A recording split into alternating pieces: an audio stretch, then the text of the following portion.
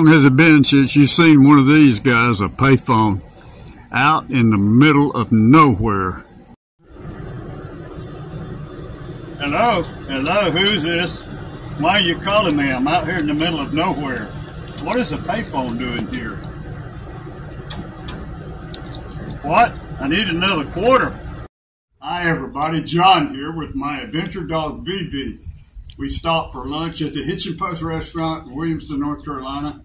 We're going on down to the Pettigrew State Park for a hiking adventure. We're glad you could be with us. We made it, Pettigrew State Park. And I mean, we're not in the middle of nowhere, we're in the far end of nowhere. I have never been so far out in the country. If you love the country, you're going to love this place. But there is a big lake here. There's some cool hiking trails that I noticed on the map. We're at the Pettigrew State Park track trail, which winds its way through the woods. Looks like some wetlands also. And back around to the lake, there's a large lake here. And my friend, the adventure dog Vivi, and I are going to check this trail out.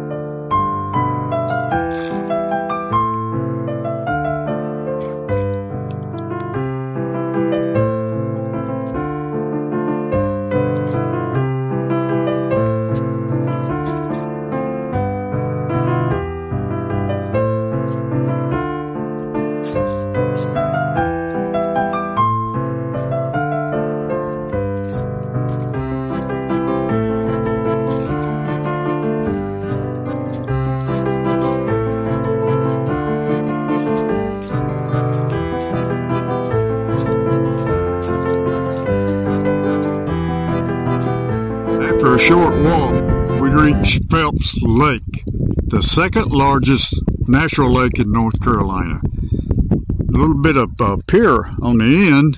This is a large lake. You can't even see the other side from here. So I think we're just going to turn around and go back. It's so hot today. Just wanted you to experience this out of the way. At the end of the hiking trail, we stumbled upon an old plantation.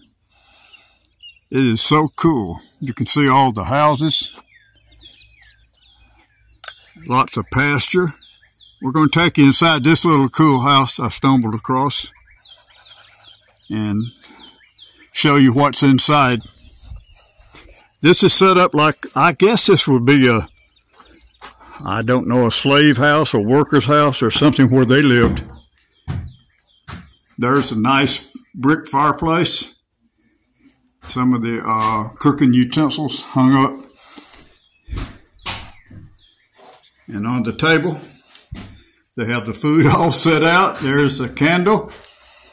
And here's the bed. This is so cool. It's just a one-room cabin. Combination bedroom, kitchen, and whatever else. It's something that they used to, I guess that was to mash the corn in for cornmeal. And there's some stairs that goes upstairs, but they have to have that roped off. I can't go up there. And here's the frying pan with the meat in it. Oh yeah, some over here too. That looks like it's a little bit too done. And we have some vegetables and fruit. Oh, this is really something, guys. I think this might have been a 17th, 18th century bunkhouse for the workers. Just wanted to show you this. There's some deer antlers hung up.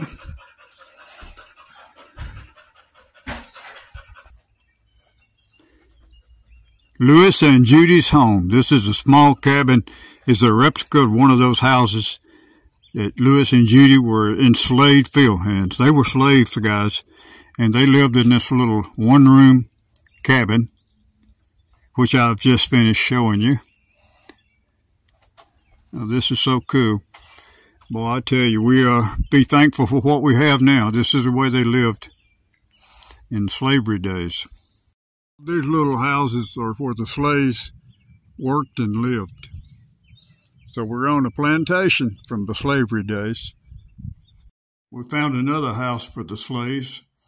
Check out these irons.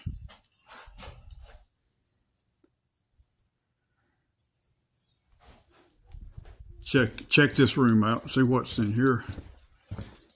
This looks like this could be the kitchen area. And another big fireplace.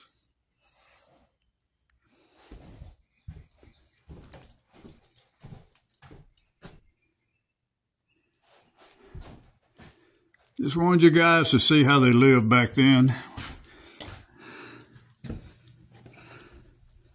Go back outside. Feels a lot cooler out. This is just a beautiful plantation. Out in the middle of nowhere on the second largest lake in North Carolina. Second largest natural lake. I just had to show you this contraption, and I bet you cannot guess what it is. After a few minutes of looking at it and fooling around with it, I finally think I know what it is. It's a washing machine. This is a washing machine they back in those days they used to wash their clothes. They put them in there and they moved it back and forth. And as you can see on this end, there's a roller where they wrung the water out of their clothes and they hung them out. There's a roller on each end. This is so cool. This is a washing machine that was used back in the days of the 1800s. I would say early 1800s. So next time you go wash your clothes, imagine having to use this for a washing machine. We showed you where the slaves lived. Now we're going to show you the owner's house. And they have some more little buildings behind. I'm going to go check these out. This area is known as the owner's compound. They have the family home, the kitchen, the laundry, the smokehouse, the salt house, the bathhouse, the dairy, and the colony house.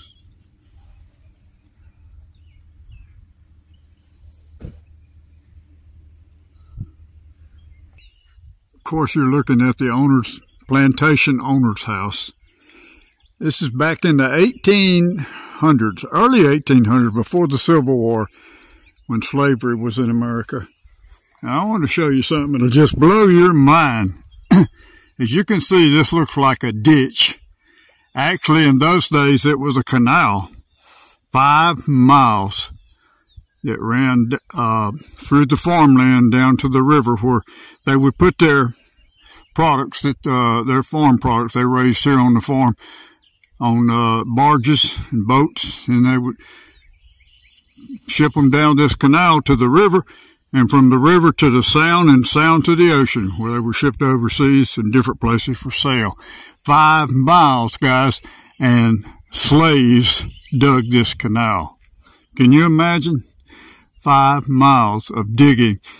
And back in those days, they didn't have power tools. I'm